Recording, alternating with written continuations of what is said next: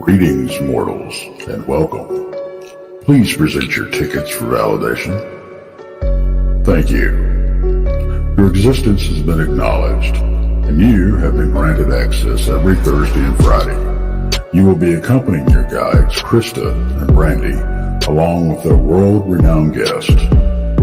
They will be exploring an intriguing tendril of what humans refer to as reality each week, as they strive to advance you further down the path to the truths of your physical earth and what lies on the other side.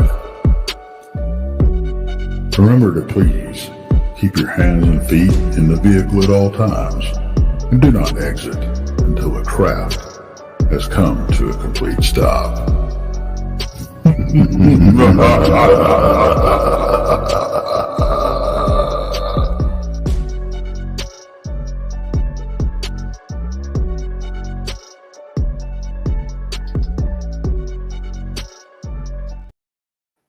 Hey, how are you? Hey, everybody. They probably saw me waving. It's funny because tonight I talked to Letitia on the phone and she accidentally did that last night on their show. And here I did it. So anyway, she can give me a hard time. So yeah. Oh, there you go. There you go. Well, I was just waving. I was like, well, hi. I didn't know what was happening. I'm like, hello. Right? It was funny. Yeah. Anyway, it's all good. So anyway, how are you? I'm good. You know, I've been feeling under the weather for the last couple days. I don't know what's going on. I don't know if, you know, with the influx of people in our town and that I had to deal with, if I caught a bug or what I did, but you know, doing the best I can. I'm here with a smile, so I guess that's all that counts. Right. Absolutely. Absolutely. Well, I am glad that everybody's here joining us tonight. We got a lot to talk about tonight. Where do you want to begin? Well, you know, let's just start off with the Ashmore Estates thing. Let's talk about that for a minute, because you know, this is coming up real quick. We're talking about 1 month out. We still have tickets available. It's going to be a great event. If you've never ghost hunted or have ghost hunted before, this is always a great venue to go to. We will have speakers throughout the afternoon. Then we'll have dinner, and then we'll ghost hunt all night long. So it's one low price, and you get everything is included. We've got some great people coming to talk with us. We've got Robin Terry. We have Josh Hurd. Jessica Potter, the psychic mermaid, is going to be there, and believe me, she is right about a lot of stuff. She's caught me up a lot of times and said, you know, this and this, and I'm like, oh, okay, yeah, that's right. Yeah, you know, so yeah, she is a lot of fun, very interesting to talk to. And her friend Rachel Marie is going to be there. She's an awesome person all in herself, and they're great. They're great to ghost hunt with. Letitia Nunnelly is going to be there with us. I don't know if she'll be ghost hunting, but she will be there to talk with anybody who'll be there, and she'll be there. Yes. So we're excited to get her actually into a haunted location. Not just my friends following her. So this ought to be fun. And, it's just going to be a great time. This is, of course, May 18th and to the wee early hours of the 19th at Ashmore Estates in Ashmore, Illinois. You can go to Blondes and Booze on Eventbrite and get your tickets there. Mm-hmm. Yep, it's going to be a fun event. I actually just talked to Josh Hurd the other day about it, and he's looking forward to it too. So, oh my gosh, he is such a fun person. Oh my goodness. Yes, we pick great people for this event. I'm just saying. Yeah, they bring that good positive energy with them, you know, and that makes everything so much more exciting. Yes, most definitely, And then I guess we can briefly mention this one too. Oh, yes, of course. It's actually June 8th is the Alabama Bigfoot Conference in Anniston, Alabama at the Anniston Performing Arts Center. It's a great lineup, as you can see. Tickets are very cheap, very affordable. If you're in the area or just need a little weekend vacation, come on down to Anniston, Alabama, and meet up with us. Of course, Bigfoot Michigan Rob's going to be there. Martin Groves, Greg Ogles, Jason McLean, us, the Blondes and Booze, Daryl Denton, Barton Nunnelly, and your MC for the day, Tex Wesson. Now, we are having a dinner the night before. It's at the Western Sizzlin'. The seats in the room that we have reserved are already taken, but never fear. Never fear. Just go get your seat, come sit, eat, and then just come mingle with the rest of us. We're not turning anybody away. So Absolutely not. So it's going to be a fun time. Going to be a great time. You know what I just learned today, though? So I got a busy week that week for the Alabama Bigfoot Conference. I am actually going to Branson 2 days before. Yeah. Oh my goodness. With work. Work is sending me to Branson for a work thing. And then so I'll be there for 2 days.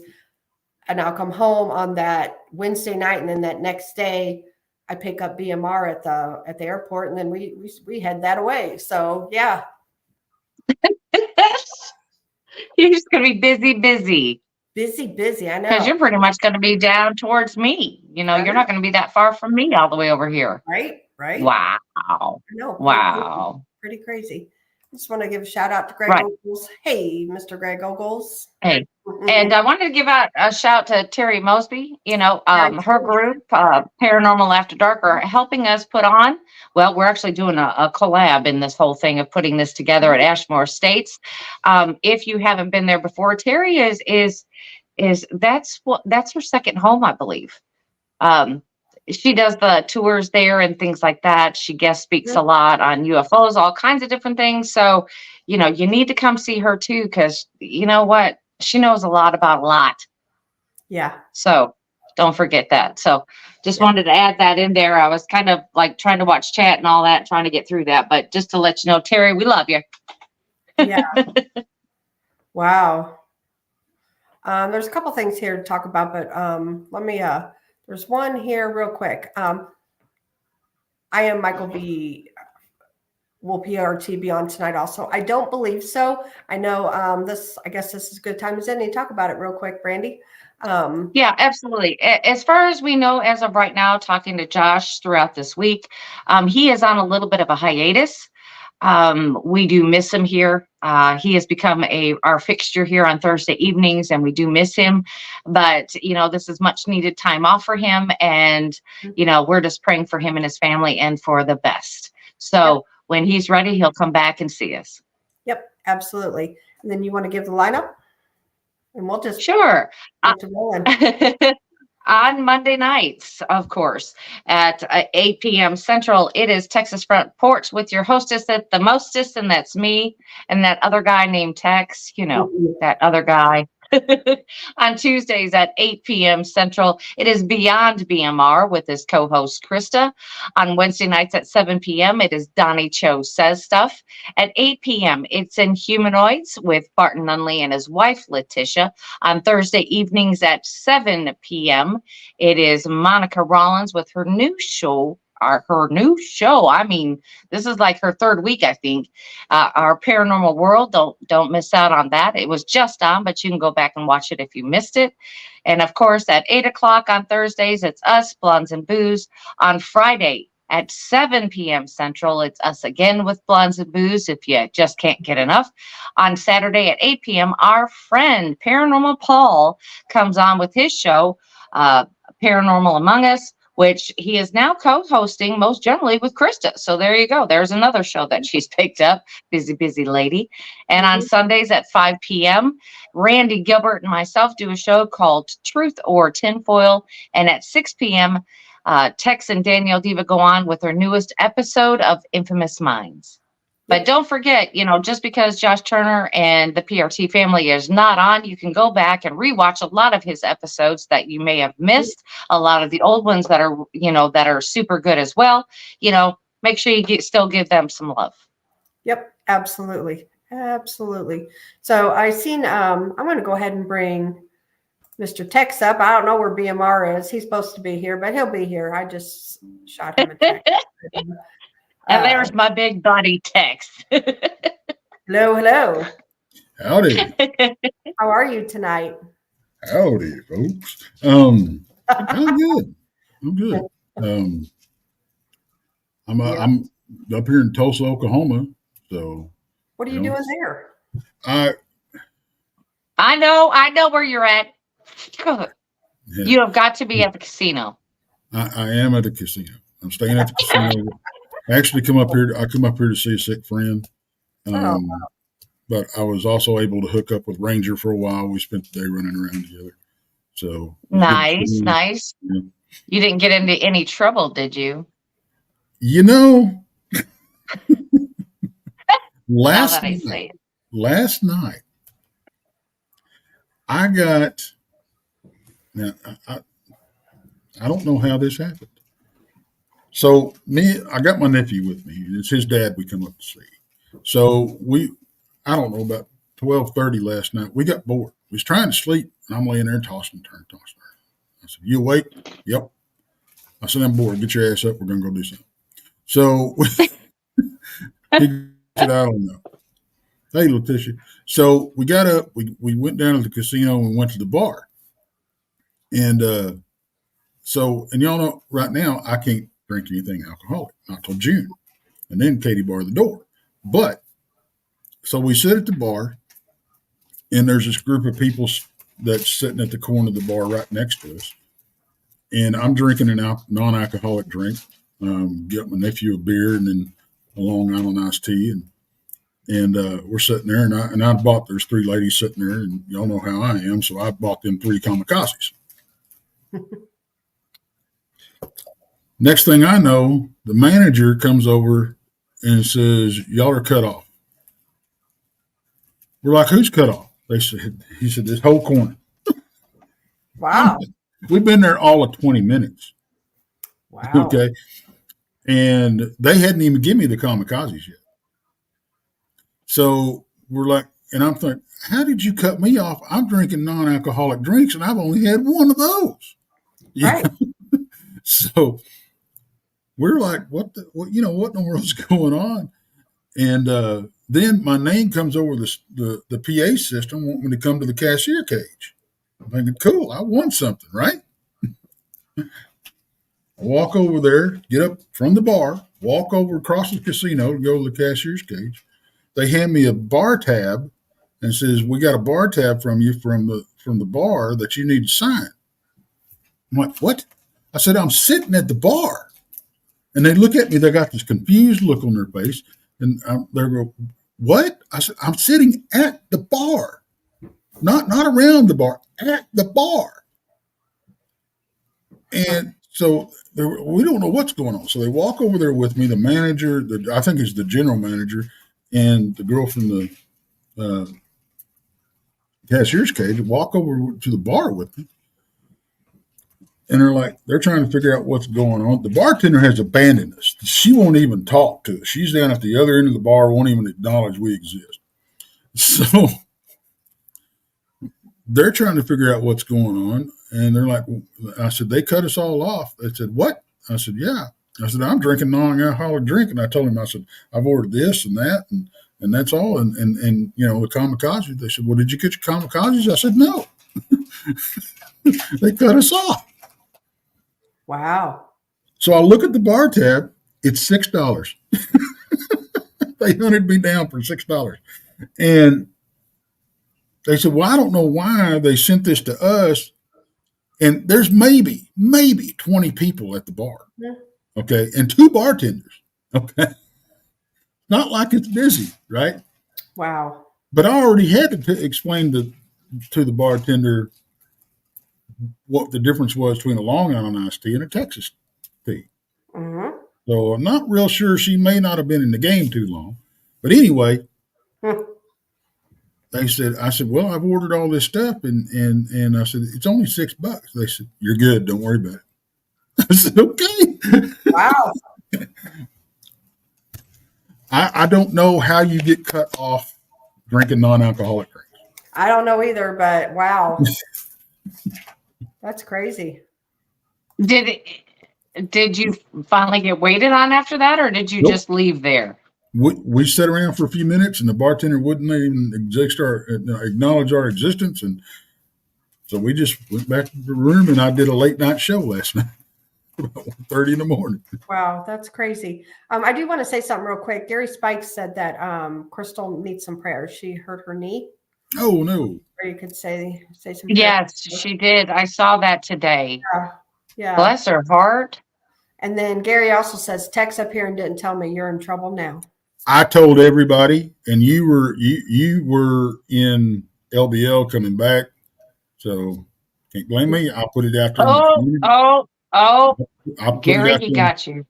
I put it out there on the community page. I told everybody last night. So, but what I'm going to do next time I come up here, I'm going to tell everybody beforehand, because we had some people that wanted to come meet me and we couldn't get the schedules to match and everything. So I will tell everybody beforehand, a few days beforehand. Hopefully next time I'm going to come up here and we'll have a little meet and greet. Well, cool. Good deal. Good deal. Nice. Yeah, very nice. Well, I don't know where BMR is. I don't. Let me see if I can find that rascal. See if you can find it. Did he forget? About his Dogman Island. We can't talk about Dogman Island without him.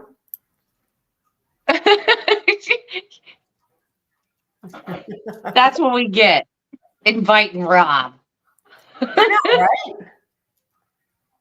Well, I don't know where he's at. I can't find him. Let me holler at him. Okay. Rob's adjusting his bandana. That's what JoJo said. Yeah, he might be changing his. Greg says, I still think he's in show, I think. I thought that was over, but no, it's over. I just checked. Because I was going to bounce him. Oh, he said, okay.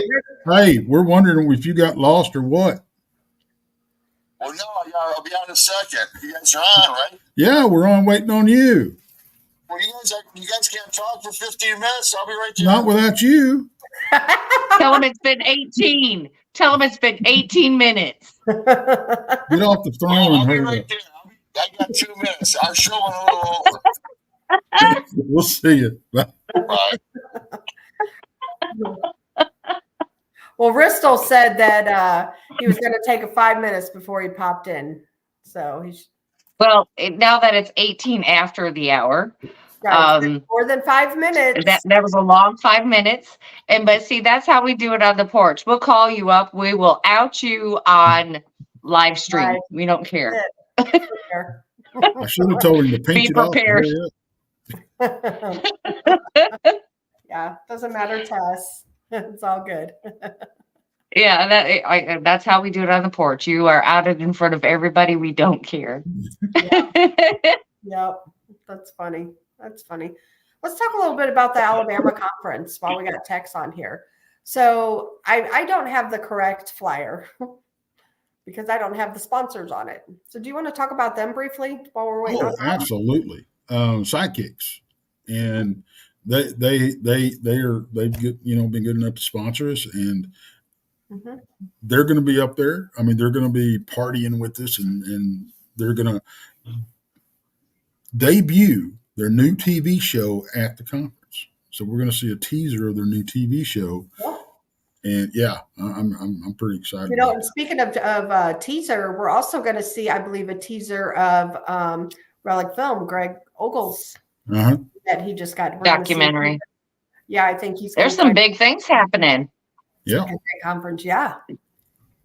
And what's cool when you call sidekicks, can you spell that for everybody? So if they're looking for them on YouTube, I can't spell. You know that. What are you doing to me here?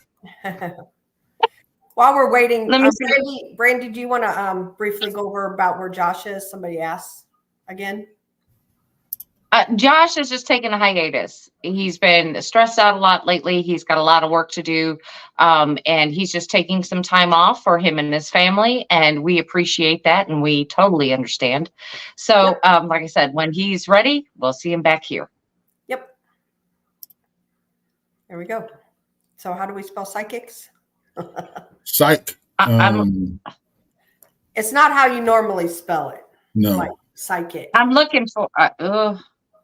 it's not sidekicks and it's not psychics. It's Right.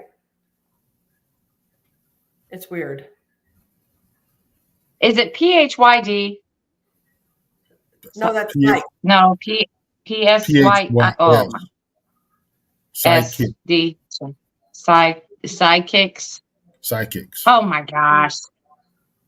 You know, that's what you get. That's I should have looked that up and had that ready to go. See? Smurfy says psygeeks. And they're great folks. They really are. Yeah, they're nice people. It's not, Robert, it's not how you normally would spell psychic. So, yeah. I don't have the right flyer. Yeah, no, I don't either. Okay, who was the other one that there was another sponsor on there I saw. No, No, that that's was the an other one. advertisement for their TV show they're debuting. Oh, gotcha. Okay. Yeah, see, Oh my gosh. I have the wrong one. There he is. I bet Rob's got it. Yeah. We can ask Rob if he has it. Yeah, what? Do you have the newest Alabama flyer? I posted every day on my show since Jason sent it out 3 weeks ago. I Absolutely. know, and I'm bad. So what does that say? I got it too, but I don't have the updated one. Oh, We don't boy. need a lecture. We need the flyer, Rob. Well, I can see if I might be able. Oh, I can't post it from here. I'm sorry. Yeah, you can. You can. You're an administrator on here. It should be on your Brand. I Here think it is. somebody said side chicks. I know. I've been reading too. It's cracking me up. that's Side the same chicks. one we've been putting up. No, Yeah, this has it's not the right sidekicks one. on it. Yeah, that's your guys's. That ain't mine. Yeah, it's not the right one. Well, where do I switch to put that up? We'll do it next time. We'll do it Yeah, tomorrow well, night. I yeah. promise Are we everybody- actually live right now? Are people watching? Yeah. Yes. Yes, we are live. We've got people out here. Oh, okay. We got about Yeah. 132 in right now. Yeah, and 120 of them are going, what a chip Joe. Yeah. I got this new light that I'm playing with now. See, I was trying. Okay, I got it. I think I got it. Maybe. There's Yes, little- everyone, this is how we are when we get together. Absolutely. There is no difference. Oh, Yeah. that It's ain't- worse, though. Is there I a mean, it shadow? is worse. Is there a shadow on my face, you guys? If I got to end the show. Yes, there is. Yes, there is. A Holy shadow. cow. See, I got. Well, I'll do this next week. I got to figure this new light out. Oh, that's funny. All right, let's talk some Dogman. Well, what were Yes, you guys talking yes. about for 23 minutes? You had to wait for me. Well, yeah, No, this- because the Dogman Island is your. Yeah, but I thought you guys would warm up with a little text. Well, we did a little bit, but people are done hearing about us. They want to hear about Dogman. Okay, we'll get now. I got to move away from the camera because I just spilled something. Hang on. Jesus Christ. Oh my gosh. I don't even know what to say. I mean, this is just us. This is really us. Yeah, that's funny. That's so funny. And as soon as he gets that cleaned up, but his story is very interesting of what he talks about here, the backstory and everything on it. Yeah. I've heard it before, but I'm wanting to know if there's any updates or any new sightings. I'm really interested in what the story is. Right? Well, as soon as he gets the shadow person off his face, you can probably. Yeah, no, I'll deal with that Look at later. here, Pancho Zorch says, Wands and Booze, Paranormal Podcast. You can't take BMR No, anywhere. you really we can't, Pancho. Wait, they're gonna say that when they meet me in Alabama. Who the hell is this guy? I'll be with Krista for about 30 hours of the whole trip. Right. But anyway, I'm sorry. Yeah, she's going to be wanting to get rid of you by the time you get there. That's for sure. I don't want to see him. I don't want to I talk to him. told her probably when we make our stop at Bucky's, she's just gonna kind of slide out the back door, and I'll leave, and she'll be gone. The car will be gone. I'm not a fan of Bucky's. Just saying. I'm just saying, Me kind either. of I liked it. See, I am. I love Buc-ee's. Got my hats there. I love Buc-ee's. But hey, did you know they're building a Buc-ee's about an hour and a half from me in Really? Cape Girardeau? Yes, they're Wow. building one in Cape Girardeau. Oh, there it is. I'm excited. Sidekicks, right There there. it It is. is. That's the new one. Okay. PSYDKICKS. Side Okay. chicks. Very Sidekick. nice. Paranormal. Side chicks. I heard that. Somebody I else did too. said that too.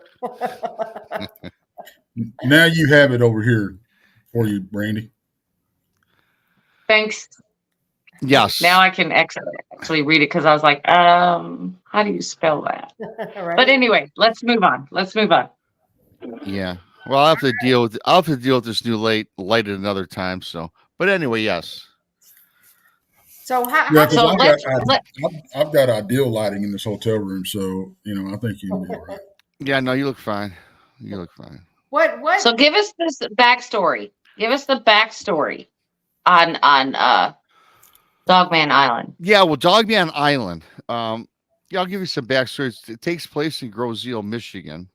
Now, where I live, you guys, I live maybe 40 minutes from there. I can drive the car, the truck, 40 minutes, and I'm there. I've been there many times. In fact, throughout my life, I had a lot of friends that had boats, and we would actually go to Grosseal, and we would go to the various little beaches around there and go all up and down the Detroit River.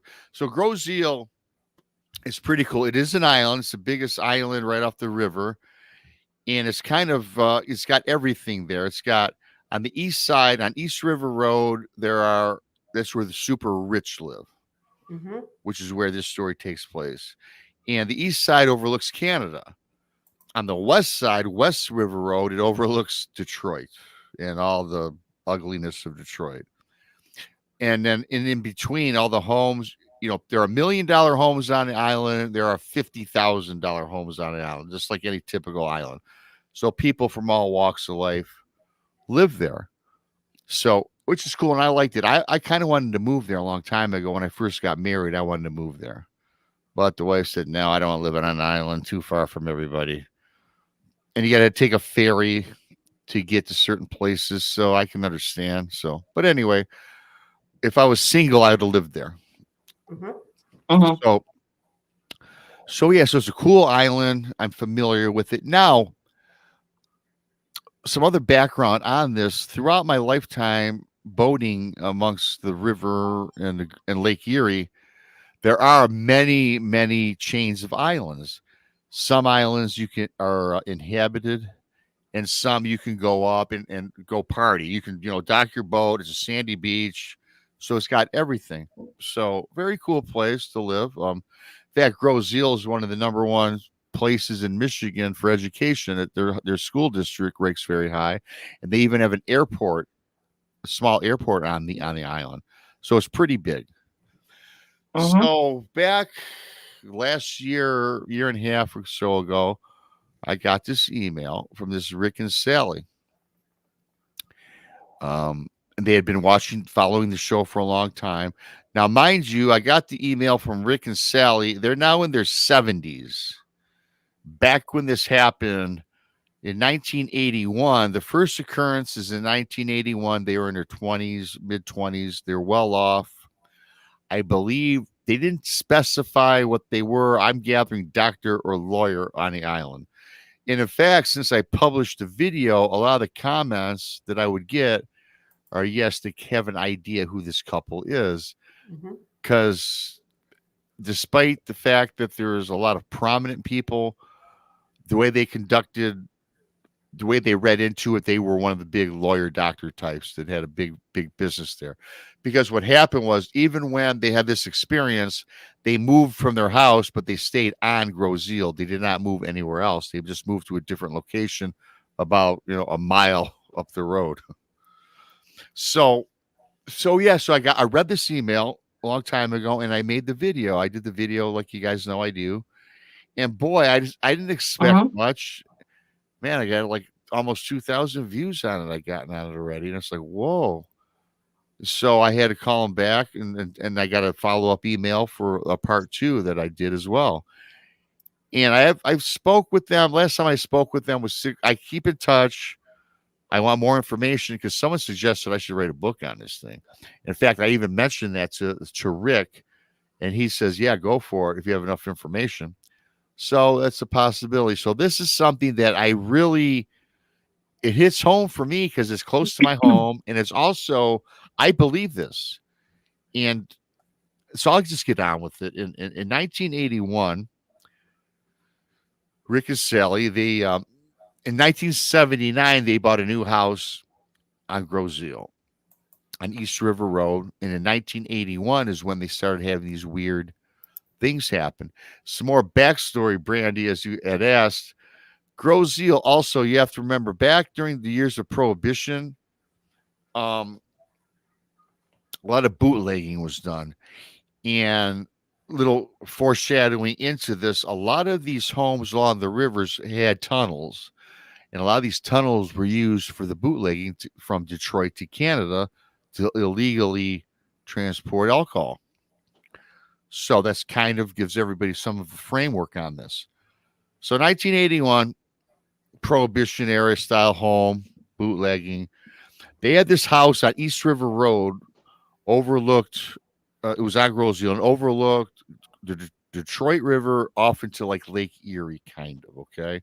And there's a big chain of islands that they can see from their house. Now, their house was an expansive house that sat on a hill. So the hill was perched up. And so from the top of their home, beautiful views. They would go down their hill. They had a sandy beachfront where they would often go to see the boats come by. And they really loved watching the cargo boats go by, the big freighters that had cargo on them. So they'd watch that every night. So back in 81, they were hearing these strange howls. Now, these howls emanated from all over, and they couldn't quite pinpoint where they were coming from exactly because they were like hollow. They thought that it came from across the river into the islands, but they also heard these howls emanating from inside their home and around the hill on their home where the house was perched. So one night they're outside, they're watching the freighters go by, and they hear these howls, and they got up to investigate. Now, the howls were coming from in back of them. It was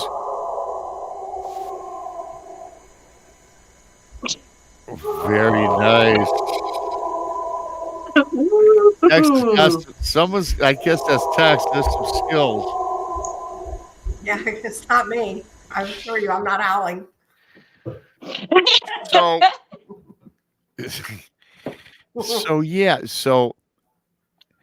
Rick and Holly, they hear the howls, and it's coming from the back of them, and they're walking up the hill of their house, and it seemed, you guys, like the howls were coming from inside the hill. So they're frantically going about their property, and they can kind of hear these muffled howls from like inside the hill. They're like, what in the hell's going on? So they get into their house, and very eerily, they hear these howls from inside their house, and it's coming from the basement. So Rick goes down into the basement, and they had a wine cellar. Again, it's a prominent house. Very nice text. Very nice. So, again, I can't do this to the whole dog. Thank you, text. So anyway, the howls are now really coming from this wine cellar. Again, prominent people. They have a wine cellar. He goes down to the wine cellar, opens the door to the wine cellar, and then these howls, all of a sudden, they vanish. They dissipate. He gets with Sally. They look at each other quizzically and such. And so they say, well, Rick says, I got an idea. Let's just go upstairs and go to bed. So they go to bed at night. Next morning, Rick gets up and he goes into the basement towards the wine cellar. He goes down to the wine cellar. Now, in the basement, in this wine cellar, on the left and right side of the wine cellar, on the left, there's a racks of wine. On the right, there's racks of wine. The far back wall, racks of wine. He's about 8, 9 o'clock in the morning, and his wife, Sally, wakes up, I should say, to this pounding. Okay, all this rackets going on. Well, what he does is while he's in the cellar, he takes the end of a broomstick handle and he starts poking on the walls of the wine cellar. The walls on the left side are solid. The wall on the right side is solid. The back wall, when he takes the broomstick, it rings hollow. So he tears down the wine rack from this back wall. And he, again, hitting the broomstick, it's all hollow. So he takes a hammer. I don't know if it's a sledgehammer or whatever tool he had. And he starts pounding on this wall. And the hammer goes through eventually. And he looks through. He creates a hole in this back wall. He looks in, and it's open space. So now Rick tears down the entire wall. And lo and behold, what happens, it opens up to a tunnel. His wife, Sally, says, "Are you nuts? What are you doing?" He goes, look what we got here. We got a tunnel. Kind of eerie, Sally, that, this is where we heard some of these strange howls. And she's like, "Oh my God. Well, yeah." So it's at this point, it's about a 4 foot tall, 5 foot tall by about 4 foot wide tunnel opening. So Rick and Sally kind of squirmed down because they're both over 5 foot. So they had, as they explained to me, they got inside and they're going forward in this tunnel. They're about ready to just turn around because after they're starting to get, cramps, crinks in their neck, whatever. But they finally realized that all of a sudden, a few feet further ahead, the tunnel, it got a little bit taller where they could stand. So now they're standing up and they continue to walk down this tunnel.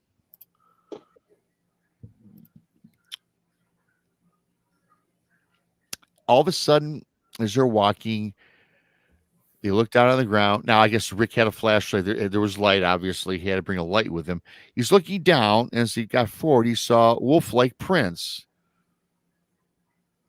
What he says is a wolf. Now, you guys got to remember, on Grozeal, there are no wolves. Mm-hmm. And they're oversized quadruped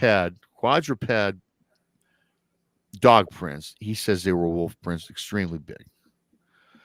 So they forage forward a few more feet. Now, all of a sudden, the prints, they change. They go from quadruped to biped. And Rick, Sally, you got to remember, this is 1981. They're not thinking anything cryptid. They're not thinking Dogman. They're thinking some sort of wolf. But now it's very strange that the quad turned bipedal. And as they're going down this tunnel, they start losing oxygen. They noticed that the ground was getting kind of damp and musty. There was kind of an odor or a stink going on. Then they realized that because with their heavy breathing, they start panting. They kind of realize that they must be traversing underneath the river in this tunnel. And back in the day, too, there is a tunnel from connects Detroit to Canada, which I think was built in the 60s. So underground tunneling was done. And going back to Prohibition, underground tunnels were used again in bootlegging. They turn around. They get out of the tunnel. They get upstairs. I don't think in 81 the internet was available, but I think they went to the local library. And they started researching about Prohibition era, about houses in Grozeal. Then they started finding, yes, especially on East River Road, many of the homes, although remodeled since the early times, were expanded, but tunnels were used. So him and Sally are now actually kind of, wow, we own a piece of history here. Our home was probably using bootlegging. But they're like, but how can we explain these animal prints, these bipedal prints. How can we explain the howls of wolves? There's no wolves in Grozeel. So Rick, for whatever the reason, he goes up on the top of his house. As I said, it's set on the hill, and he's up on his back porch, his back deck, and he's looking out into the water, into the river, out into Lake Erie. And he sees a set of islands, which he's familiar with, but it was funny how one or two islands very distinctly lined up with his home. And in fact, in the location of kind of where the tunnel that he found was. Okay. So he's like, wow. He gets with Sally. He says, I think I found the source of these howls. It might be that island across the way. She's like, wow. Oh, yeah.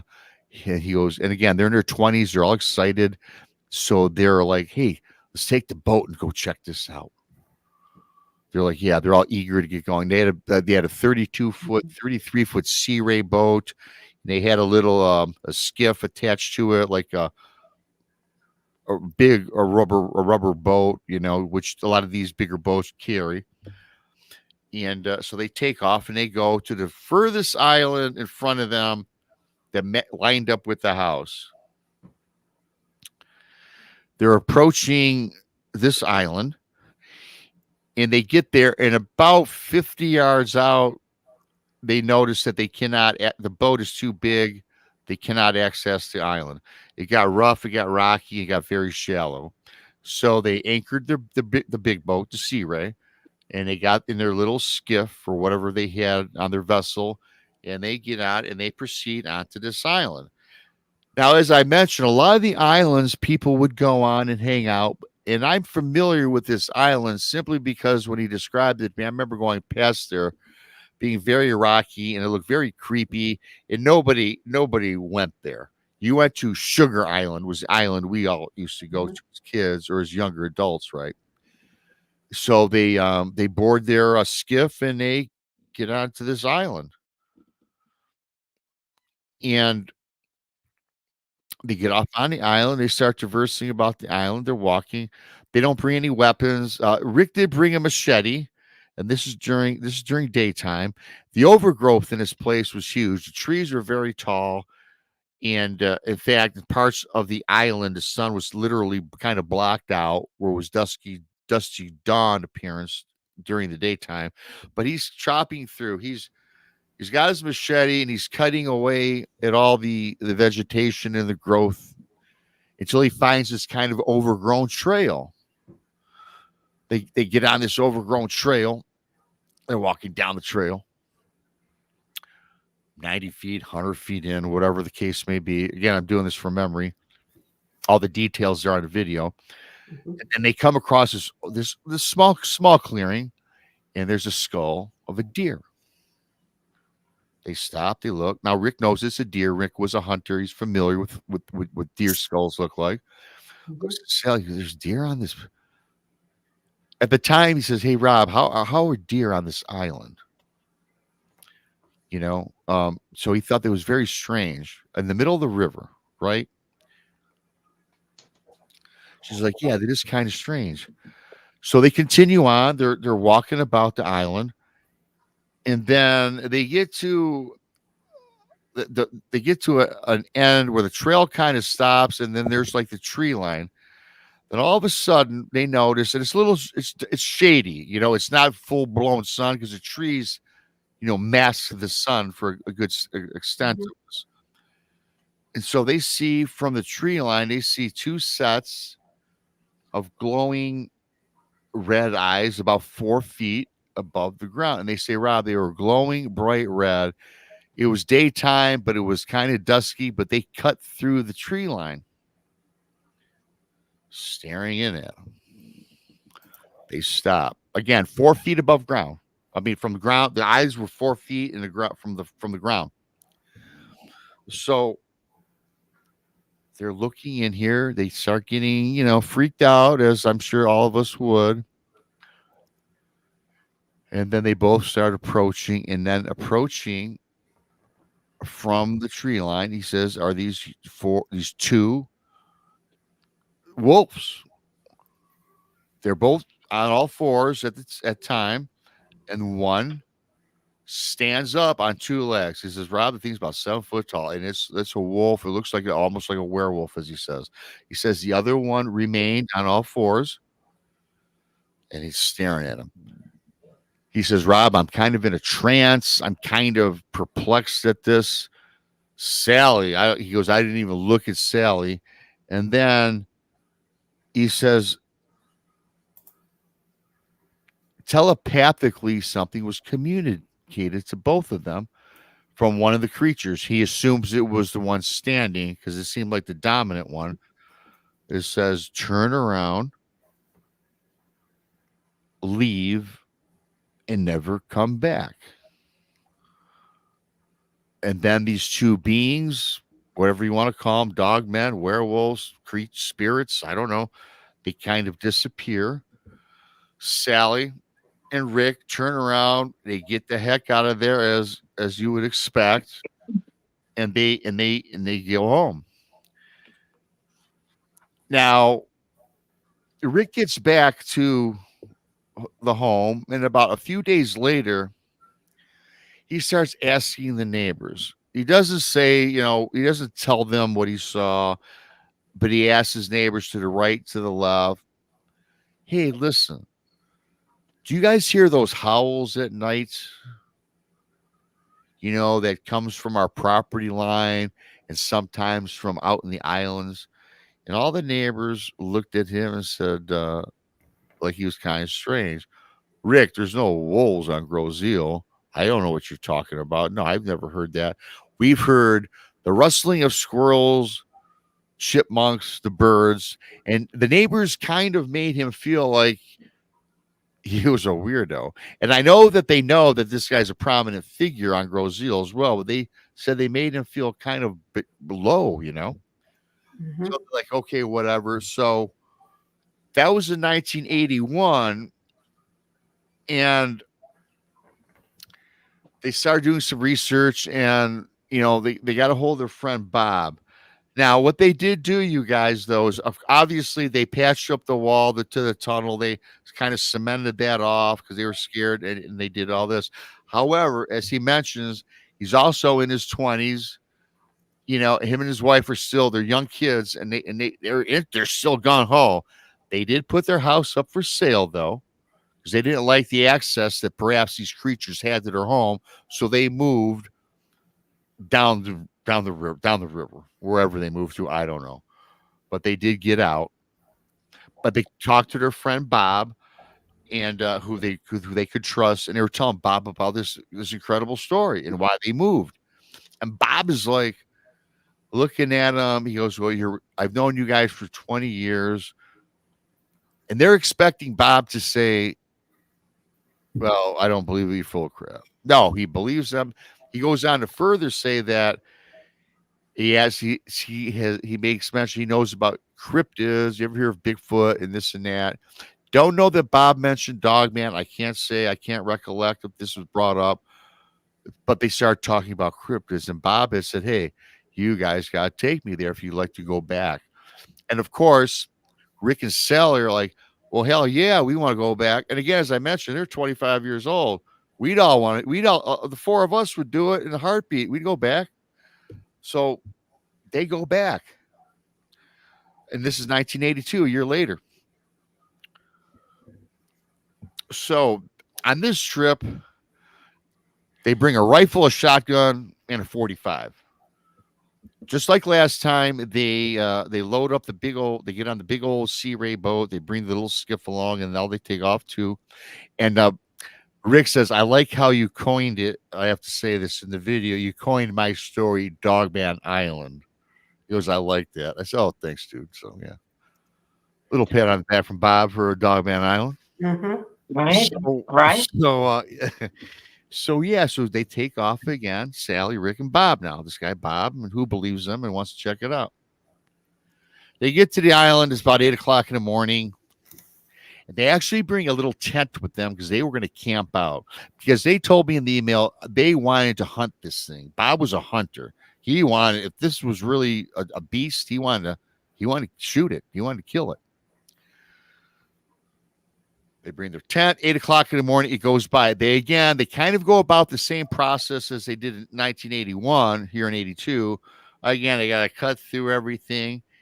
Now, this time, they don't see any skulls or they don't see a skull of a deer. But you know what they see, you guys? They see a deer runs right across their path.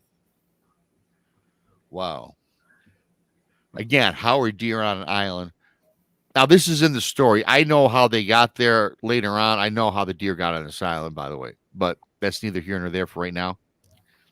So, yeah, they see this deer. So they continue about traversing about this Dogman Island. They come up with nothing, though. So they said, well, let's go back to camp. It's getting dark. They go back to camp. It's getting nighttime. So they set up a campfire. They put some food on the fire, and they're chit-chatting. They're eating their meal. And then in the distance, they hear these howls. Same howls that Rick and Sally heard prior from their home and also from the island. They hear these howls. All three of them now hear these howls. Now, this time, they look into the tree line. This is outside their campsite now, mind you. Instead of 2 sets of glowing red eyes, they see 3 sets of glowing red eyes. Again, they're 4 feet above ground, like the prior incident. And the red eyes get closer. They get closer. They get closer. Then appearing out of the edge of the tree line, it was close, you guys. It was like the guy says 50 to 100 feet away. 3 huge wolves are there. The one in the middle gets up again bipedally. Bob takes his rifle and fires at the one in the middle. The one in the middle disappears. In the meantime, Rick and Sally unload the 45 in the shotgun at the other 2 unload. Disappear. They don't know if they hit them or not, but these 3 creatures, whatever you want to call them, are now gone. They're all standing there. Now, as I mentioned earlier, on the first encounter in 81, telepathically, the one big one, or assume it was the big one, telepathically communicated, turn around, leave this place, right? Mm-hmm. And that was heard in the mind of Rick. Now, something similar but different happened on this one. All 3 of them audibly heard, turn around and don't come back. But it wasn't this time telepathic. It was heard as somebody was speaking to them from the tree line. They heard those words. They turned around. I think Bob said they left they were rich. They left the tent behind. They left whatever they had. They got back on the skiff, got over to the Sea Ray out, docked or anchored out from the island, turned around and went home. And they still live there to this day. And I do talk to him once in a while, as I made mention, if he's had any more encounters on it. He said no. He told me that he appreciates the 2 videos I did. In fact, he bought my book, and he's cool. I asked him about putting it in my book. He goes, yeah. And then not too long ago, he goes, man, if you write another book, you got to do a book on Dogman Island, man. And he says, I got some other things to tell you that perhaps you can, announce or make a video out of. So I'm waiting for more feedback on that. Mm-hmm. But man, that was this guy's story from Groseal, Michigan. I'm guessing it's Dogman, or maybe something, right? I mean, certainly the description was that of a wolf, right? So, yeah. What is it, you 3, everyone listening? Who knows? I'm just assuming and going with the acronym, not the acronym, but the subject matter of Dogman. So yeah, so that was the story, and I gotta tell you, I still want to get there, Tex. I like to get there and get on there because it is close. It's 40 minutes. I kind of have a pretty good idea where it is. I'd like to get somebody who's got a boat and get my ass out there, because I tell Right. you what, of all the places to investigate, it's close by me. I want to go there. So you need to find someone with a boat. Give us a heads up, man, and maybe the rest of us will come up there with you and go. No, that would be great. That'd be all of us should go. I mean, I got to figure out what a charter would cost. I don't have no. I used to have friends with boats, but again, but the cost of gas. I mean, they don't have them anymore. So I've been looking into I was looking to a charter boat for fishing, right? And kind of pretend I was going fishing and say, drop me off up over here. But no, it's got to be done right. We got to you can't get there by a big boat. You got to raft over. So it's going to probably cost a little bit of money to get a charter. But I tell you what, that's something I'm going to do. And you guys, I will call you guys the minute that I confirm and find out what the pricing is. I do want to go back here. Well, Scott M says he'll go with you too. And he'll find you, and he says he'll find a boat. Yep. The way it sounds, you may get away. Too. you can get away. You may can get away from the rafting part and the skiff if you find somebody with that runs a jet motor, because they like a swamp boat that goes over the top. Yeah, they can go at a lot shout. It's not a. I'm not talking about a airboat. I'm talking about a jet, because Like they don't a have wave a prop runner? on it. Yeah, they don't have a prop. They can go in about 6 inches of water. Well, since I picked up you three and another 5 other people in chat, so it's we're gonna be. Well, we take 8 people. How many people can fit on that? Is what I'm saying, Tex. Depends how big the boat is. They come in all different sizes. Oh, just like a normal boat, Yeah. 15-footer, 20, 30 Yeah, it's footer. just different motor. It's just a jet motor is all it is. Yeah. So I got to ask you, I don't think I ever asked you guys this. I mean, what do you think about that story? I think it happened, but what do you think it was? Is it your typical Dogman story? It's a little different than we've all heard, I got to go. This to me is full paranormal to me. Yeah. That's just, Yeah. that there's too much going on, that the disappearing, it sounds a lot like the encounter that Junior and Pops had up in the Brown Springs Cemetery with those cat-like entities.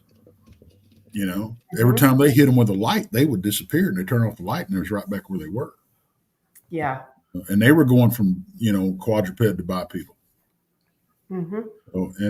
I think that was. I don't think that was physical at all, and I don't think this is either. I think. Well, how do you explain? Yeah, I'm part paranormal. I'm part physical. The thing, if we go back all the way back to their house, the tunnel with the tracks, they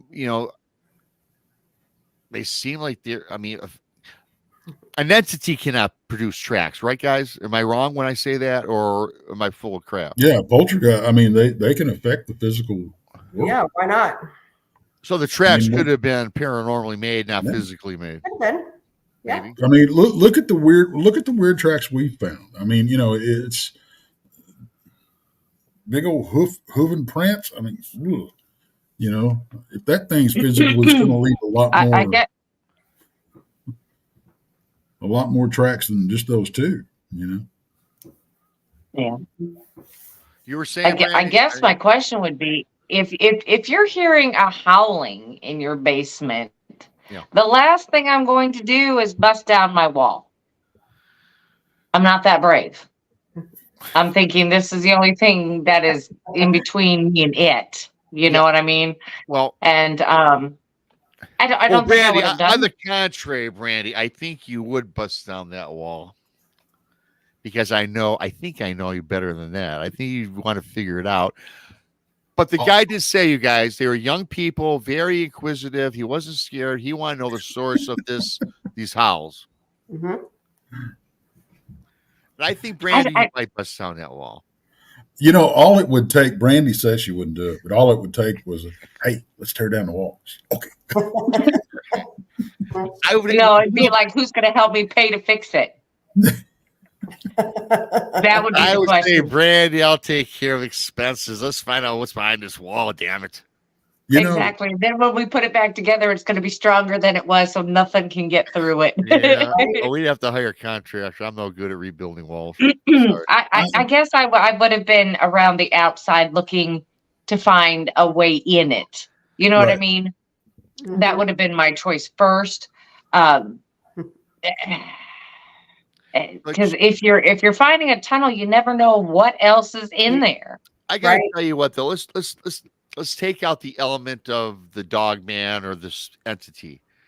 If you had a home that you paid $1 million for, which I'm sure this was, and by chance when you're putting up your wine racks and you have two solid walls on the left and right, and then all of a sudden you come up to the back wall and you know how things happen in life. You just stumble on things. You stumble on this wall and you're thinking, wow, this don't sound solid at all. I'm at least drilling a hole to see if it leads somewhere, Oh, I'm right? taking bricks and rocks, whatever it's made of, out to find out what. Yeah, well, Yeah, I would have you know, done at least that. I would have made a I want to hole. see it. I want to see if there's a skeleton behind this wall. Is what I want to know. And hey, what about Yeah. but you never know. Could have been some treasure back there. You never Even know. Caribbean pirates. You hear about pirates all the time dropping loot. There's 500 billion dollars in unaccounted for gold that pirates seized since Wow. the pirating days in the oceans and the rivers and the seas. I watch too much ID channel. I would be. Yeah, we I would do. think somebody was walled up back there. I don't know. Yep. Be some There's a Edgar couple Allan Poe questions stuff here going on. about this here BMR that maybe you can answer. Yeah. Huh? JD Smooth asked, did they ever see them again? Well, they saw them in 81 and 82. And then if they have or haven't, well, right now, and they were in their 20s back then. Mhm. I don't know if they've seen them again since. They had moved to the second house. From the second house, they went on their second trip. They saw them again. I don't know if they've seen them again. Now, and today, by the way, everybody, they're in their 70s today. So I never even asked them if they went back a third time. I'm guessing they didn't. Gotcha. Yeah. Okay. Next question. True Heart asked, did they mention if these creatures had tails? From the description they gave me, they saw them from the front. Didn't mention a tail, so Yeah, I don't know. probably not. And then Prime asked, what was the tunnel made out of? Did they ever say?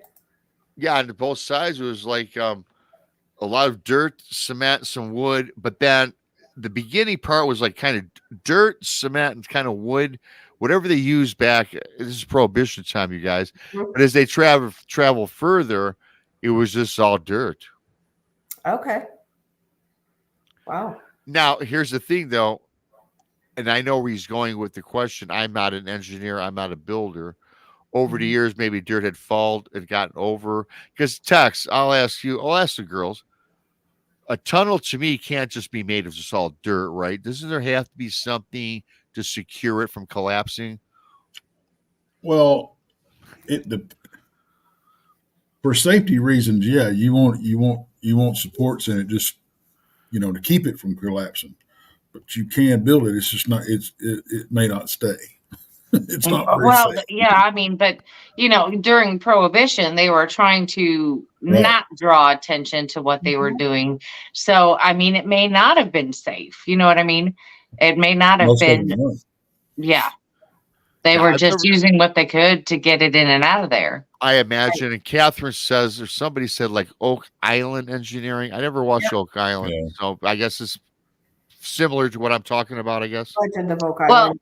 yeah, I do, and I watch it faithfully, and yeah.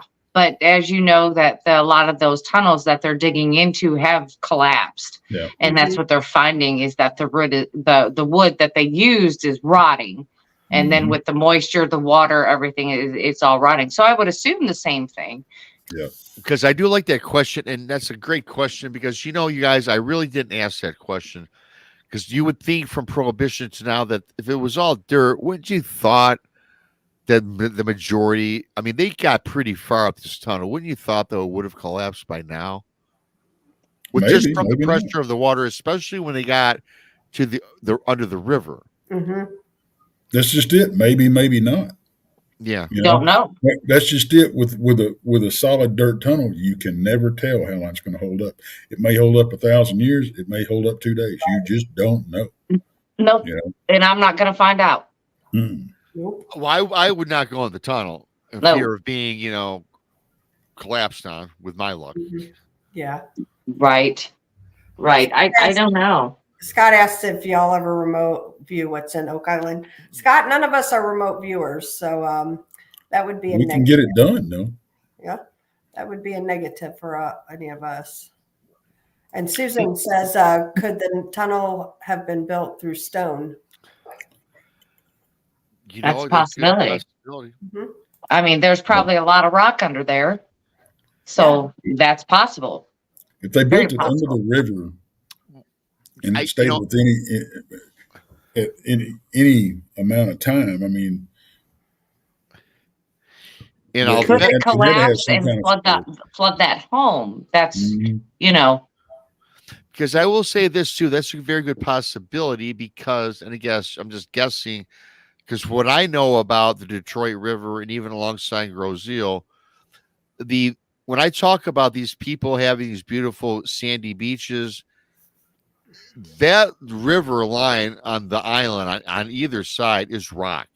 You literally have to go in and get rid of it, and you have to have an engineering company do it for Right. you. So now that we're talking second guessing this tunnel, I'm guessing that maybe a lot of it is rock. Probably. Mhm. Yeah. I remember I narrated a story or an encounter for somebody one time, and it was a father and son, and it had a very tragic ending. They were out camping together, and if I remember right, the son was about 10 years old, and they had been camped out for a few days. And this Dogman walked up into camp, and the father, they had walked over to go pee and to this tree, and this Dogman appeared. And it's the son telling the story. And his father pushed him around back behind him and backed up real slow to the truck. Mhm. And the Dogman was, every step they took back, he'd take a step forward. Mhm. And when they got to the truck, they were going to, get the hell out of Dodge. When they got to the truck, he opened the door. The kid got in. He said, "Get in the floorboard, lock the doors." That is the time that he remembered that the keys were in the tent. Wow. oh, Jesus. So the Dogman kind of disappeared, if I remember correctly, and the father took off to the tent. Well, the Dogman reappeared and was tapping on the glass and trying to open the door and get to the young child. Wow. When the father came back up, he spooked the Dogman away and got in the truck, and they hauled ass. Well, when they got home and he told his wife what had happened, what had taken place, she called him a liar every which way you could. Wow. And they ended up divorcing over it. And then a few years later, his father committed suicide over it. Wow. And the kid never forgave his mother. In his mind, the Dogman and his mother killed his father. Wow. So, yeah. Wow. Wow. Kate Webster, no. She says, sorry, had to tune out for a few moments. Did the tunnel show up on the report from the surveyor's report when they bought or sold the house? That's a good question. That's a great question. I think to ask that. Yeah, that's a great question. I will say this though, from what I do know about a lot of the Groseal homes that have tunnels, and you can look it up, they've been disclosed during purchases and sales, but apparently sounding to me like this wasn't reported. Because they didn't know they had a tunnel somewhere. Yeah, right? they may not have. There's no telling how many years ago it was sealed off. You know, Yeah. Mhm. and so they may not even known if they didn't really look. Because they did buy the house in 1979, and who knows what. Yeah. So yeah, I don't even know if they have to disclose that back in the 70s. I don't think so. Not if it's closed off. I If it's mean, closed if off, they, yeah. yeah, if it's closed off, I don't think they have to say that that's on their property at that time. Yeah, I mean, 'cause- nowadays you have to disclose everything. Yeah, even Um, if it's inspected haunted place. Yeah. Right. You have to, yeah. Or if there was a death, that you have to, Yeah. tell everything that has happened since you yourself have owned the property. Whatever happened before, that's none of your business. It's just what happened since you've owned the property. Right. Right. Real quick, and I don't do this very often, folks, but I do have some people that I'd like to ask for prayers for. Of course. My nephew's father, he's got leukemia really bad. Oh man. Prayers. Yeah. Prayers going out to him. Absolutely. Absolutely. And my son called me today, and one of the kids that he lived across the street from us, and we were friends with I've known his dad for 30 years. And, and my son played football with his son. They were friends and everything. He was killed in a motorcycle wreck this morning. Oh man. Oh, man. wow. Dang. I'm really sorry to hear. Definitely keep all these people in your prayers. And there's been several Absolutely. others who have asked in chat as well. I know Pancho Zorch was one. Brother Heck was another. Brother Heck is in chat. He needs some prayers. He's going through cancer. Yeah. And I know Crystal, she hurt her knee. So there's several in there that really, really do need prayers. It comes in waves, don't it? It does. Yes, it does. Yeah. This has been a really long wave, though. Mm-hmm. It has. That's all I'm saying. Mm-hmm. I was in San Antonio last week going to a funeral for a friend of mine. So, Yeah, that's what I mean. It's just a really long wave, but hopefully this is just here ending. a couple weeks ago. I just found out that one of my old bosses passed away, and he was only 58 years old.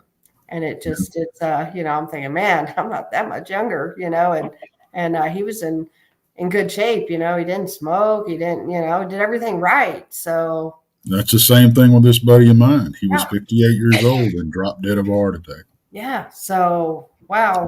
Very active. Yeah. Very active. That's what I'm saying. Good shape and everything. Just definitely, live each day to the fullest. Mm-hmm. When it's your time, it's your time. Yeah, that's kind of my motto. I've taken that motto on over the last 10 years. Yeah. Yeah, absolutely. Can't worry about this stuff. And it does come in waves. I had Tex knows this. I don't know if I knew you girls. I had 2 nephews commit suicide within 3 years of each other, Yeah. I mean, and then a couple deaths, and they say it comes in threes, but it seems like with what we're talking about today, it's coming in waves. A wave. Yeah, it's a wave. It's coming in 30s, not threes. Yeah, absolutely. Mm-hmm. It's just really, really, goes to show, cherish your family, your friends, and live every day to the fullest, for sure. Absolutely. Yep. Back on to Dogman. Yeah. Yes, back onto it. So you guys think it's to finish up my Dogman Island thing. So Tex thinks spiritual or paranormal. Krista and Brandy, do you kind of concur with that? Yeah, there's parts of it that I would say absolutely. Yeah. And I would say that. I would say that. And I will say this, and I say this because of this reasoning. Anything that I've gotten on a story or a report, and same with Tex, and even you girls, when it comes to Dogman, no one really talks about his flesh and blood, do they? It's always got some weird paranormal thing about it. You know, I mean, that's, Mhm. you know, The- Tex, the only guy that, one of the few guys, right, that I know, it was probably some creature that you could probably shoot. Mhm. Because I don't know. in this I story, when they mean, shot, they didn't kill it. They disappeared. right. Well, William Every, sounds the like one, werewolves. the one I encountered, everything about it was physical. You know, it didn't do nothing hinky. It didn't disappear. It didn't do anything. You know, I mean, for years and years and years, I was like, you know, it's flesh and blood. In fact, I was in the flesh and blood camp, and that was it. You know, Yeah. for a long, long time. But there is something, and I don't know if it's the same thing, and they have these abilities, which I don't know. I'm not saying no. I'm not saying yes, or if it's another phenomenon. And that's kind of the way I'm leaning. You know, but it's we don't have any proof of either one. You know, I can't understand why. One thing I can't understand is well, there's not a whole lot of physical evidence of Dogman. There's not near what we have of Bigfoot. Mhm.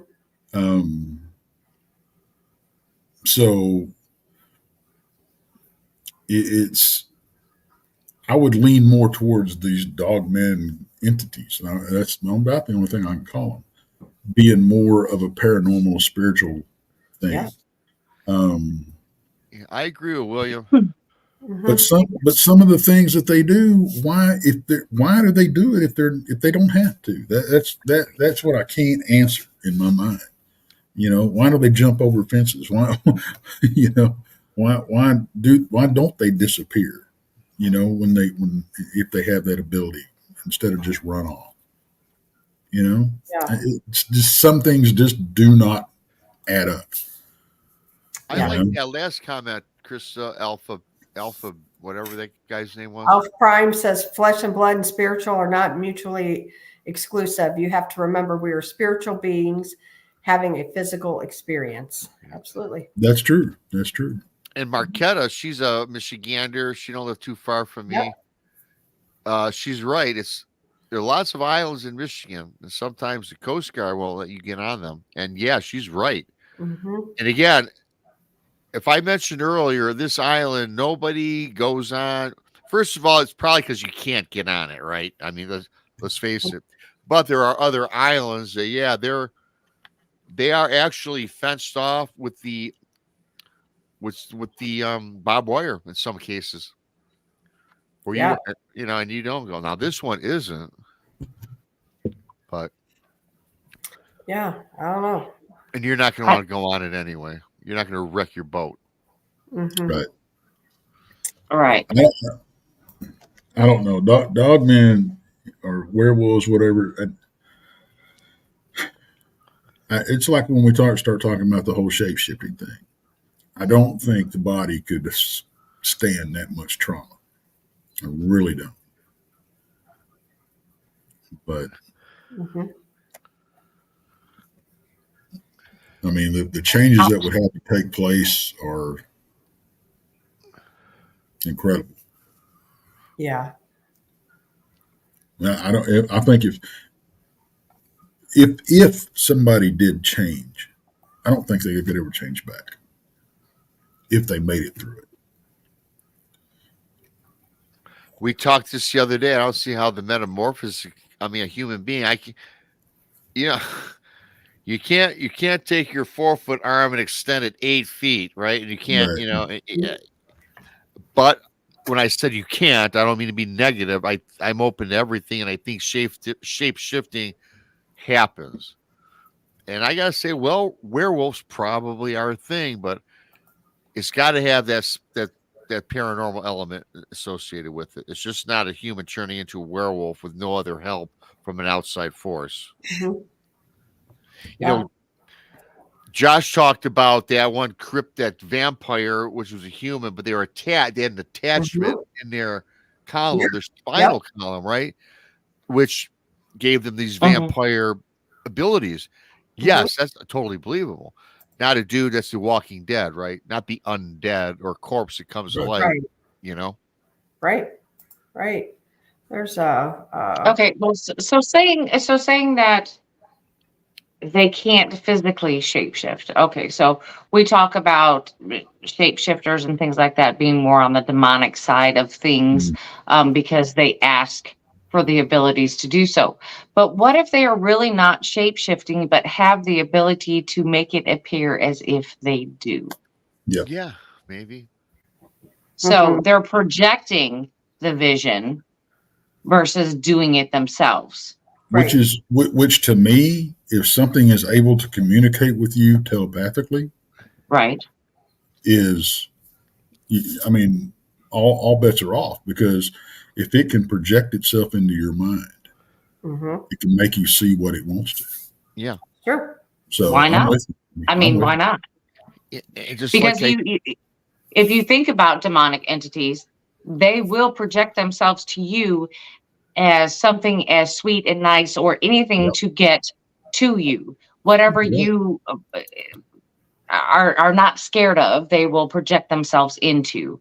I'm wondering if this may be the case. I don't know. It's just a theory, throwing it out there. I mean, it's because we hardly know anything about anything anymore. I mean, it's just like when you think you know something, it changes. So I mean, I guess that's why we have these discussions and these channels, is to try to figure it out. I think it's, and it's again, we talk about the whole Bigfoot and the mind speak and all this kind of stuff. And we've been saying it for a long time. We got to be careful what we're talking to.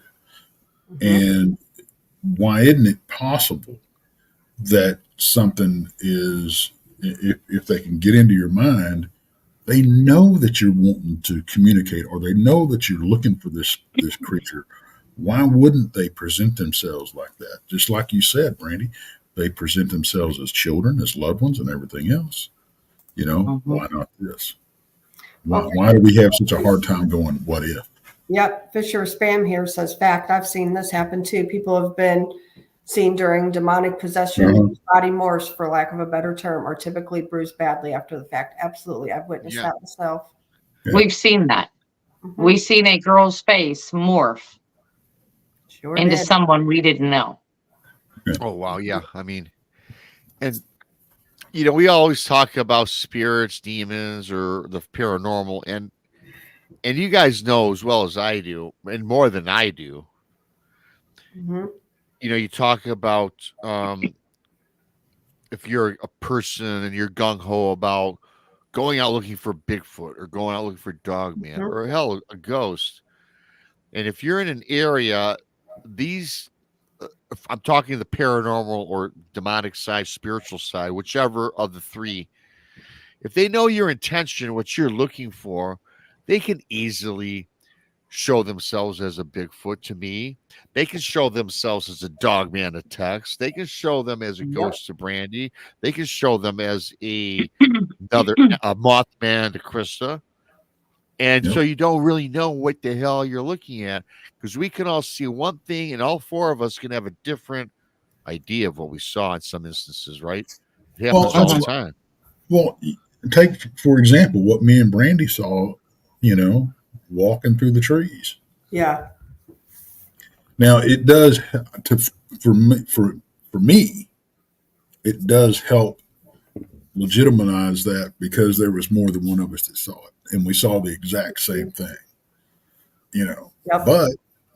But this is the same area where Junior and Senior saw these cat-like entities jump out of trees and walk on two legs and disappear when the light hit them. So,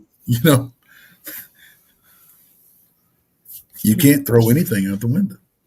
That's what I was looking for, Joe Breezy. Unlimited manifestation. Yeah. Call. Yep. Perfect. Absolutely. Our friend Anna, Jonestead Farm, she says, I think that's what I saw at the LBL, an entity mimicking a Bigfoot.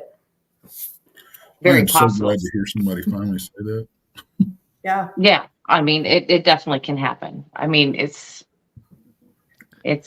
those things are going to make themselves into anything that you want. Yep. Yeah, it's they know everything about you. Believe me. Yeah. That they do. They your deepest, darkest secrets. And they can manifest something that will, your deepest and darkest fear, Mm-hmm. or something that's going to make you want to communicate with it. That's true. Mm-hmm. Very true. Either way. So, and if we look back on the story that Rob was talking about, what was the one thing that they heard both times? The Get howling. out, leave me alone, go away, don't ever come back. Yep. Mm-hmm. And to me, that's it. Very well could have been Mm-hmm. spirits that were killed in a collapse. Yep. Or something. Possibly. We don't know. Yeah. Possibly. Yeah. Bill T says, can they put thoughts in your head without possession? Yes, absolutely they can. Mhm. Yeah. Absolutely. There was a deal up at the Villisca ex-murder house where a guy actually standing out in front and taking his picture out in front of the house and the sign, and he ended up stabbing himself. He was not possessed, but it was that thought that was put in his head. So absolutely that can happen. Mm-hmm. Absolutely. Mm-hmm. And yeah, that's a great point too, Tex. And I thought about this. I never elaborated. It did say that twice to the people, right? Mhm. They want no part. That's why they're there for a reason, right? Yeah. And when they shot them, they didn't say they ran away. Yeah. Mm-hmm. They disappeared. Yeah. Both times. And they didn't attack them. So No. they may not been in a physical form enough to do that. Which don't the prince could have been.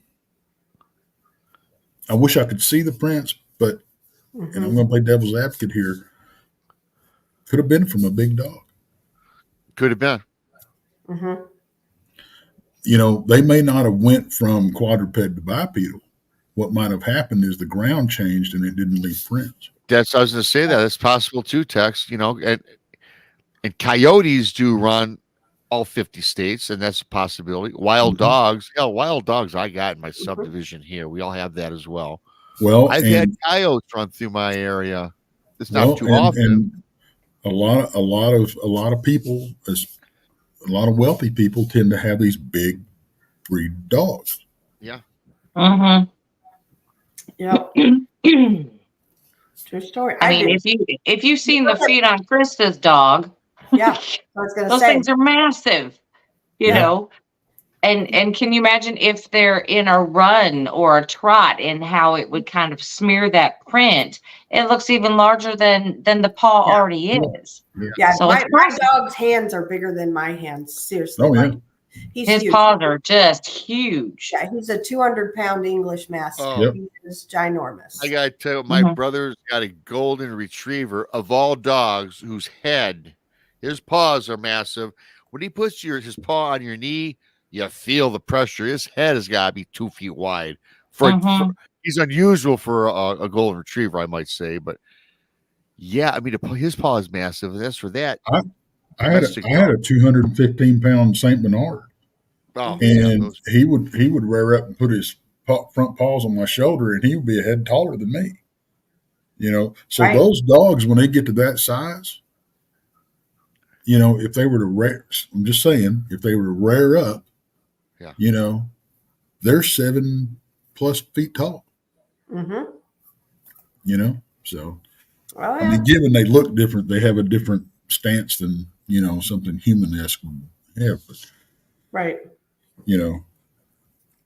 But we very well could be dealing with just happenstance as far as the prints go. Somebody's big dog got down there, and they did say it smelled. Dog goes down there to scope that out, Yeah. Here's a question, a couple questions here, BMR. Excuse me. Valerie asked, did they not mind speak back asking, why did you make noise through my basement? Ooh, the couple, yeah, that's cute. Yeah, right. I doubt they even thought about doing that. Valerie says, can they see the island from their house? Yes, it's in the story, by the way. They when they turned around, when they got to the Dogman Island, as I coined it. I don't know what that island's called today. I think there's a name for it. I don't know if it's named on the map. But they did mention, I didn't bring this again. I miss some of the details in the story. But when you turn around from the island, when you turn around, you could see they could see their house way back in the distance. Mhm. Yeah. In fact, you could see the whole property line of all the homes up and down the East River Road there. Wow. I was just thinking about something. It's Chris and I have a thing, like we're in the field and we're on the ghost side of things. And if we hear a voice, we have to explain to each other how we heard it. Mhm. Did we hear it in our head, which that would be a clear? Did you hear it in your head, or did you hear it with your ears? You have to make it clear on which way did you hear it. Right. Right. So I'm thinking that maybe when, they're talking about they heard the voice, maybe the one guy was the only one that maybe had that little bit of that clear audio where he could hear that thing say it, that entity. But then at the end, they heard a disembodied voice, and all of them heard it. Yeah. Right. Go figure. So Yeah, I mean, there's that. Well, if they tried to, the first time they reached out to him, Yes. they obviously didn't heed the warning. So maybe they tried another technique and reached out to all of them. Mhm. Yeah. So Absolutely. a lot of this, like I said, paranormal makes sense on this. Yeah. It does. It does. I mean, it has Yeah. to.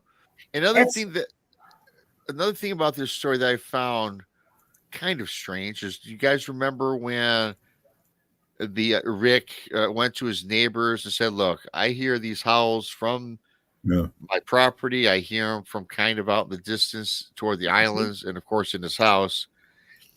I don't know how close the neighbors are. I can't be specific with that. But when he reached out to several neighbors and asked, "Have you heard just the howls of wolves?" Right. And they gave him, "There are no wolves here, for one." And they kind of made him feel like, a dirtbag. Yeah. Mhm. Prominent guy, too, because I know they knew that he was wealthy. Hey, But Josh. yeah, so, I mean, Hi, Josh. He's coming to Hey. say hello. You're missed tonight.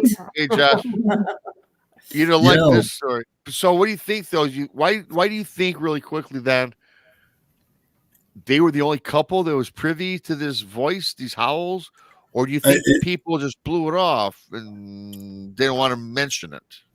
Well, That's creepy to me. Well, okay, they heard the howls. Did they hear it? Did they hear the howls outside the house? Well, yeah, this couple heard them outside the house and inside the house. Yes. Okay. All right. Well, I mean, experiencing what we've experienced in the field with that cone of silence thing that I've talked about. Yes. Mhm. I mean, there is that.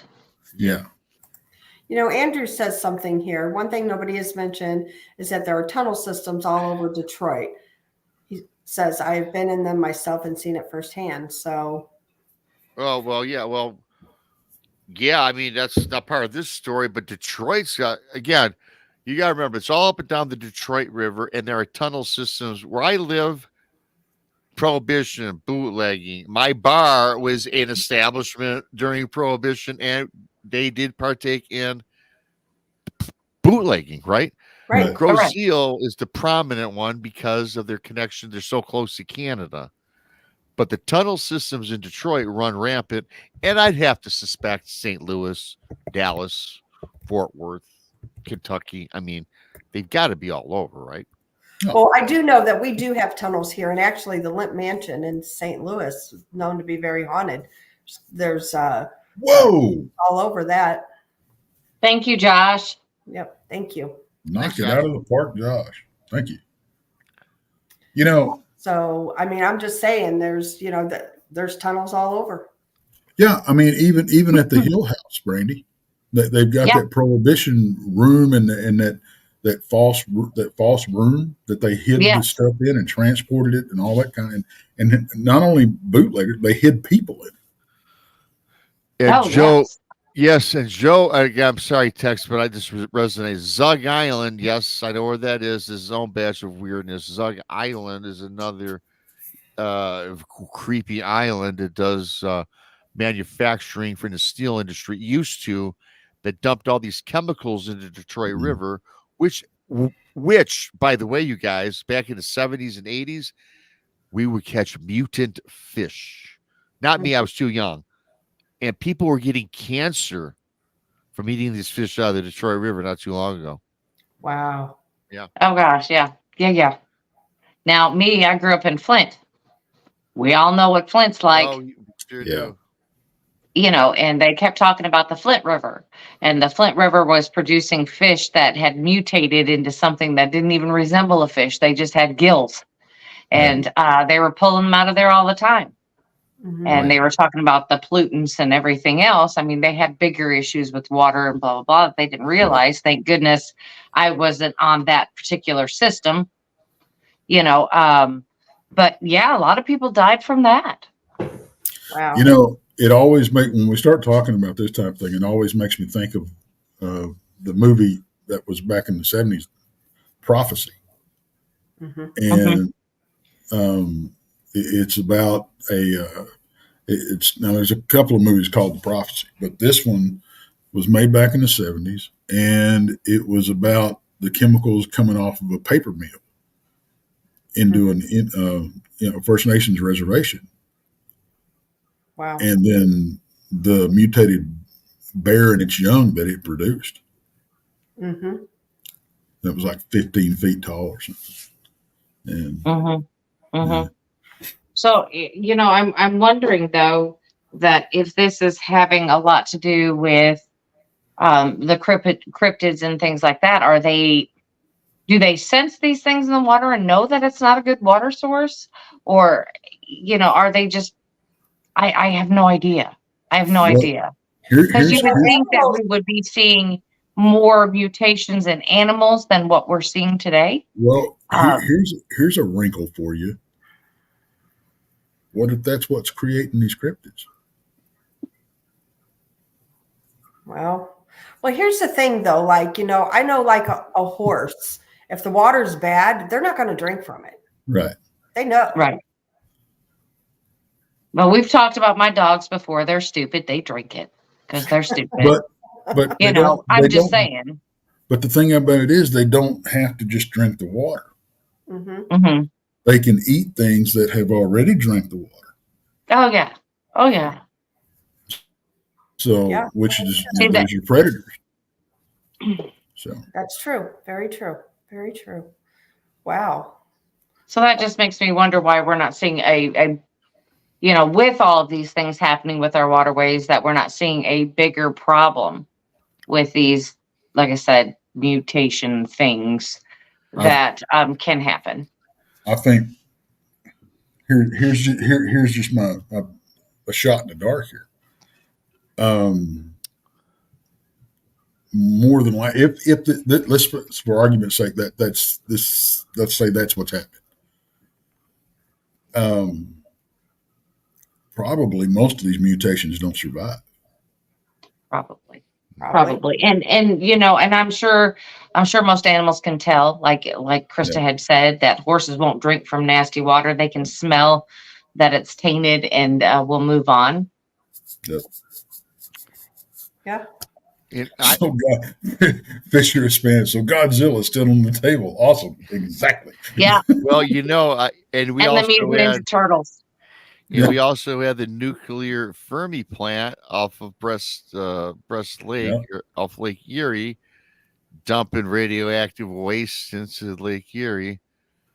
But I got to tell you, that was back when I was a lot younger. I was a kid, and today the fish we catch on the Lake Erie, because I go fishing out there in the river, Mm-hmm. They're pretty looking fish. They're good now. You still get your carp, your sucker, which are nasty bottom feeders. Nasty. But Ugh. today, though, I tell you what, today I've eaten fish out of the river.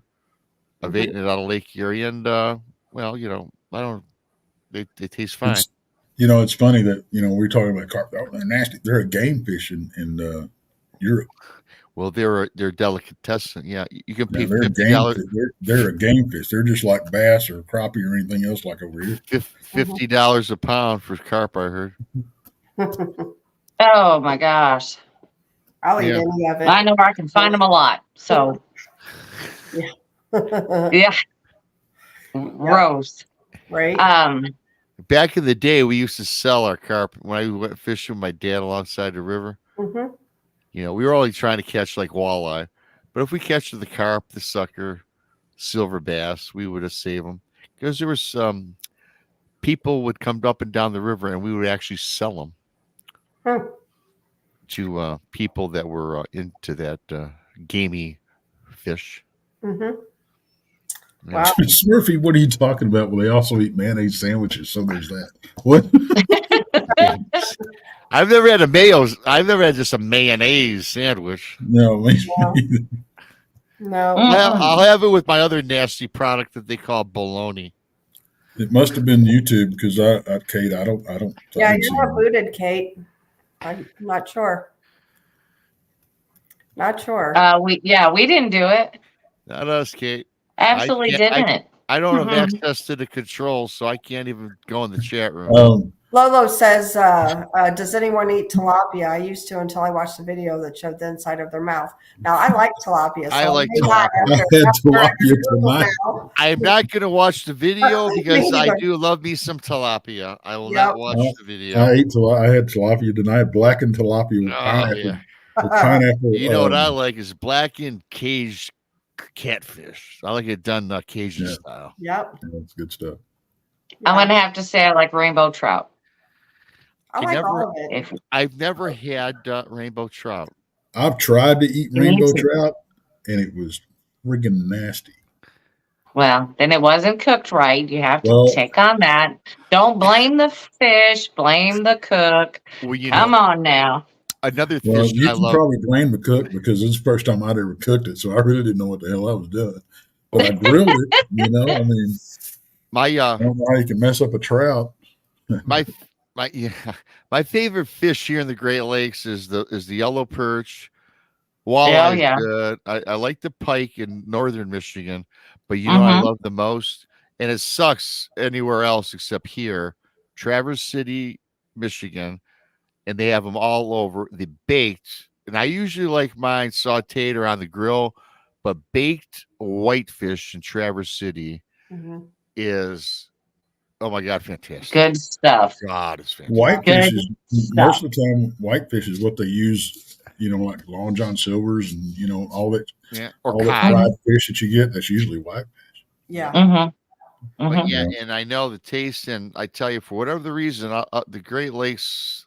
Lake Michigan's whitefish is just fantastic. Everybody's talking about their favorite fish in chat. I like fish. I'm a fish eater. I do. I like all kinds of fish. Yeah. I love seafood, man. I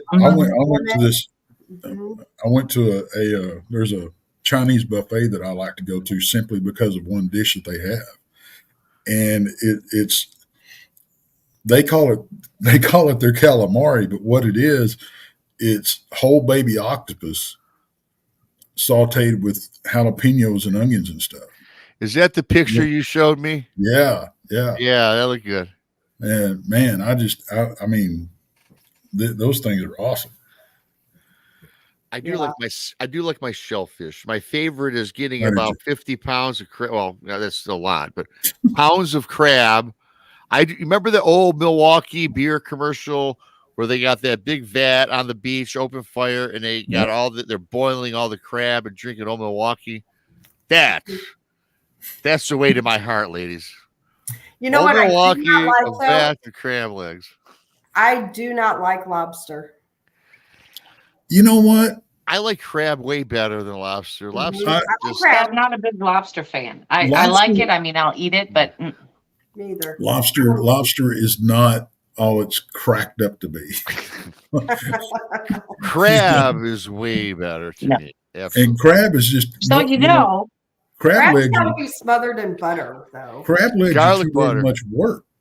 Yeah, exactly. For not a whole lot. I was just thinking, if there was ever a conversation that I wanted to have with Bigfoot, it would be this one.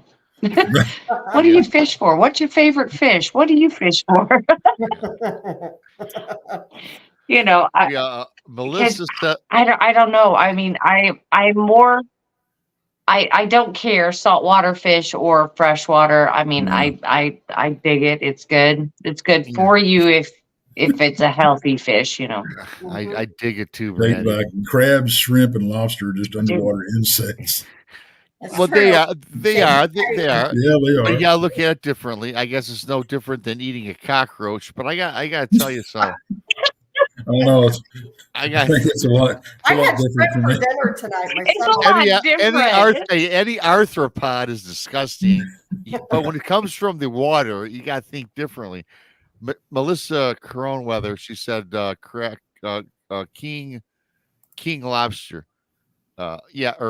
King lobster. No, king crab. King crab. Yeah. At the bar, we used to do that Friday nights. We would do it the same way I mentioned. We'd have the big vats. We'd boil them. I charged like $35. It was the biggest bar night, even though it was $35, but it was all you can eat. And there was a place, which sucks about today's economy, where I used to buy it from, and where I would buy it personally and for the business. It's right on the river. And this place was there for 100 years, where I got all my seafood from, for both myself and, again, when I had the bar. Went out of business last week. I went there to buy some seafood. Mm-hmm. The doors were shut. Oh, No. And wah, my wah. heart fell to my stomach, because there's no place around here you can get the food I was getting. Okay, crawfish. Let's talk about that. Because most people do not eat crawfish the way you should eat crawfish. I don't You eat like them alive, you bite off the head and suck out the inside. You gotta suck out. You gotta suck head. If you're gonna eat crawfish, you gotta suck head. That's where all Yeah, the suck flavor. little head. You hear that? No, you don't. Yeah, No, you Suck don't. that head. No, you don't. yeah, I don't. I'm I just don't. saying. No, you don't. From Yeah, a my woman's wife- perspective, my no, you wife- don't. My wife makes a mean crawfish etouffee. Ooh, man. No, thank you. Yeah. So, We're I do love some crawfish. yeah. What's that, Krista? we've gone an hour and 48 minutes. Yes, we have. Very nice. Yep. Yeah. It's about time to reel it in and I'm sorry. call it bedtime. I'm sorry I was late joining the party. I had to finish up my other gig. We'll forgive you this one time, Rob. One time. But I knew you had texts. One time. You're forgiven. Oh, God, okay. You guys run a tight ship. Well, he had to tell it. He had to tell us a story about, being cut off at the bar for his one non-alcoholic drink. Yeah, he told us One. earlier today. Yeah. Yep. Real quick, I want to thank Gwen Hunt, Amy Creel, Tex, thank you. Gary Spikes, thank you. Crystal McGee, Ernest Diaz, Sugar Britches, A lot of members. Liberty 1776, and our buddy Josh Turner. Thank you all. Oh, and there's Hunter coming Yeah, in. Hunter Here comes in. Hunter. Hunter Thank comes in you, at Hunter. the wire. Yes, thank you, Hunter. We definitely appreciate each and every one of you. And, I mean, we're just overwhelmed by the kindness of everybody in our chats and just, we just appreciate everybody watching. That's all we ask for, just to watch and, hit that thumbs up for all of us. We definitely. Yeah, appreciate absolutely. it.